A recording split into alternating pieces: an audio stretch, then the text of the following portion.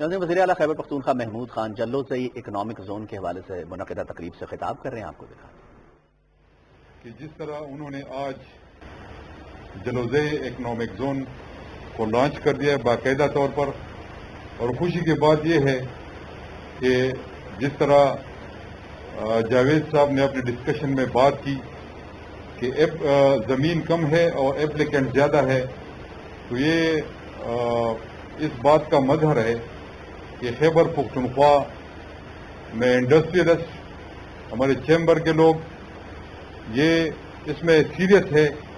تو اس کی سیریسنس کو دیکھ کے انشاءاللہ ہم آگے کی طرف، جس طرح انہوں نے کہا ہوا ہے کہ آگے ہم اور بھی زونز کا افتتاح کریں گے، تو میں اس پر ان کو دوبارہ مبارکباد پیش کرتا ہوں اور اپنی طرف سے خیر تحسین پورے ڈپارٹمنٹ کو پیش کرتا ہوں. جس طرح آپ سب کو پتہ ہے ہم سب پاکستانی ہے اور پھر خیبر پختونخوا سے ہمارا تعلق ہے. یہاں پر چیمبر کے لوگ بھی موجود ہیں، انڈسٹری کے لوگ بھی موجود ہیں، سارے ایجوکیٹڈ لوگ ہیں. یہاں پر علاقے کے عمائدین بھی موجود ہے. تو جو حکومت ہمیں ملی مختلف چیلنجز کے ساتھ، اگر آپ دیکھ لیں شروع سے اکانومی کی چیلنج، اس کے بعد کووڈ-19، اس کے ساتھ لو کسٹ اسٹڈی دل جسے کہا جاتا ہے، یہ ساتھ ان چیلنجز کا سامنا کرتے ہوئے، اور جس طرح پرائم منسٹر عمران خان نے جو پروگرام اس کے لیے انہوں نے انیشیٹو لیا وہ آپ سب کے سامنے ہے، اسمارٹ لاک ڈاؤن کے اس کے.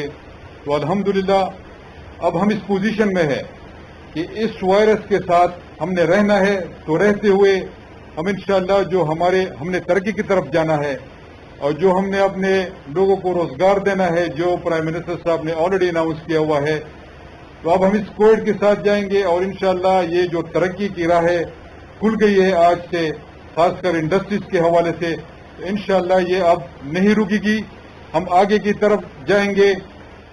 میں اس فورم سے آپ کو ایشورنس دینا چاہتا ہوں کہ انشاءاللہ اب خیبر پختونخوا ترقی کی طرف گامزن ہوگا.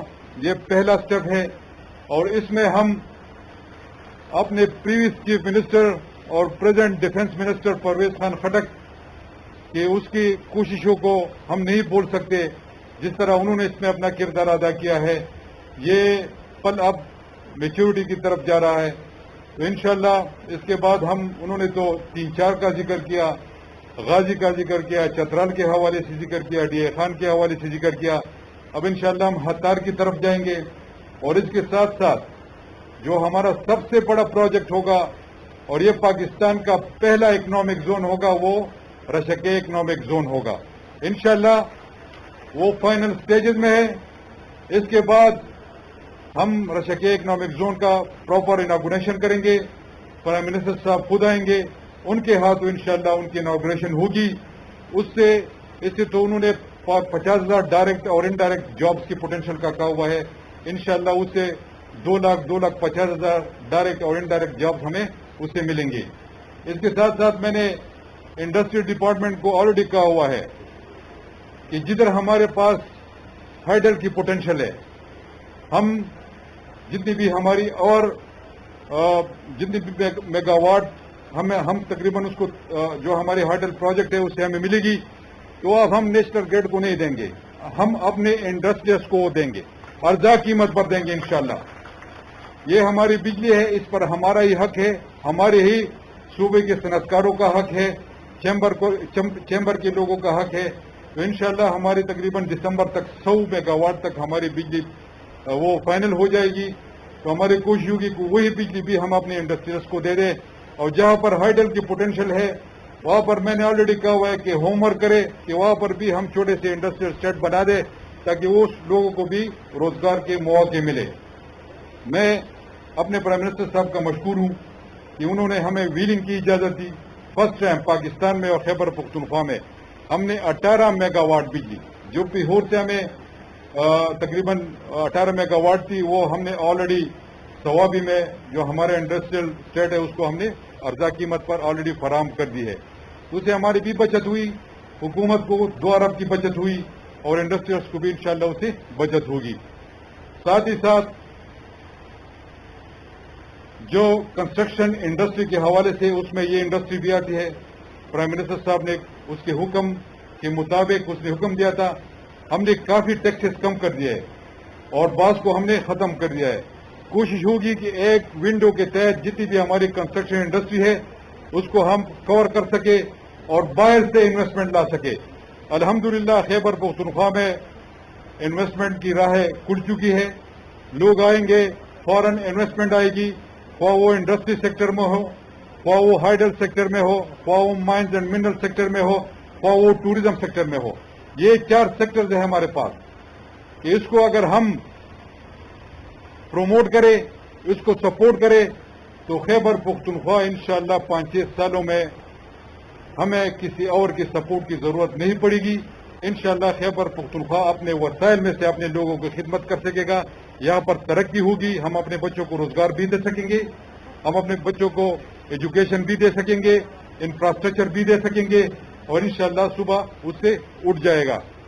تو میرے کہنے کا مقصد یہ ہے کہ اب ہم انشاءاللہ ترقی کی راہ پر گامزن ہو چکے ہیں اور میں ایک دفعہ پھر اپنے انڈسٹری ڈپارٹمنٹ کو اور ساتھ ہی ساتھ ان کی ٹیم کو, جتنے بھی لوگوں نے اس میں پارٹیسپیٹ کیا, ان کو مبارکباد پیش کرتا ہوں. میاں خلیق صاحب نے 2-3 چیزیں رکھ دی علاقے کے حوالے سے. ایک انہوں نے روڈ کا ذکر کیا, تو انشاءاللہ آلریڈی جس طرح ڈاکٹر عمران صاحب نے کہا کہ ایکنک میں اس کی اپروول ہو چکی ہے, تو آلریڈی اس کی ڈیولائزیشن ہو جائے گی. اور باقی جو صوبائی حکومت سے وہ کچھ چاہتے ہیں علاقے کے لیے, تو انشاءاللہ میں حاضر ہوں. اس فورم سے فائدہ اٹھاتے ہوئے میں 2-3 چیزیں آپ لوگوں سے شیئر کرنا چاہتا ہوں. ایک, جب بھی کوئی فیڈرل سطح پر کوئی بات ہو تو جو ہمارے اور بھائی ہیں اپوزیشن کے دوست ہیں, خاص کر میں سندھ گورنمنٹ کے حوالے سے بات کروں گا اور پیپلز پارٹی کی لیڈرشپ کے حوالے سے بات کرنا چاہوں گا. جب بھی کوئی واقعہ ہوتا ہے تو کہتے ہیں جی خیبر پختونخوا میں کرپشن ہو رہی ہے, خیبر پختونخوا میں یہ ہو رہا ہے, خیبر پختونخوا میں ہو رہا ہے. وہ BRT کے بارے میں بات کرتے ہیں, وہ ملم جبا اس کے حوالے سے بات کرتے ہیں, اور پھر جو ہمارے فلیگ شپ پروجیکٹ تھا فارسٹ کے حوالے سے جو ہم نے 1 ارب پودے لگائے تھے ان کے حوالے سے وہ بات کرتے ہیں. میں ان کو کھلا چیلنج دینا چاہتا ہوں کہ وہ آئے, جدھر جس بھی ادارے سے انکوائری کرنا چاہتے ہیں اوپن ہینڈ ہے, کرے انکوائری. جو بھی گلٹی ہوا اس کو میں خود نہیں چھوڑوں گا. لیکن خدا را اگر پختو کے مسئلے اگر ووٹنگ ڈالا پتہ ہے کہ ناراضی وہ غلبیل پاس گزرتے ہوئے تاکہ بسوری. میں ان کو کہنا چاہتا ہوں, یہ پھر ان کو ٹرانسلیٹ کرا دینا, کوئی اگر ہے تو پھر اس کو بتا دینا کہ چیف منسٹر صاحب نے پشتوں میں جو کہاوت بولی اس کا کیا مطلب ہے. تو میرے کہنے کا مقصد یہ ہے کہ ان کو شرم آنی چاہیے, ان کو تر کی طرف دیکھنے چاہیے. ان کے اندرون سندھ کے جو حالات ہیں, اگر ان کے پاس کراچی نہ ہوتا, جو سارے پرائیویٹ لوگ وہاں پر انویسٹمنٹ کر رہے, ہاسپٹل پرائیویٹ, انڈسٹری پرائیویٹ, سارے یہی انڈسٹری کے لوگ وہاں پر موجود ہیں, کاروباری لوگ موجود ہیں. انہوں نے تو بیڑا غرق کر دیا ہے سندھ کا, پورے پاکستان کا اس نے بیڑا غرق کر دیا ہے. جتنے یہ چور ہے, جتنے یہ ڈاکو ہے, خدا کی قسم ان کی مثال میں نے کبھی سنی نہیں, دیکھی نہیں ہے.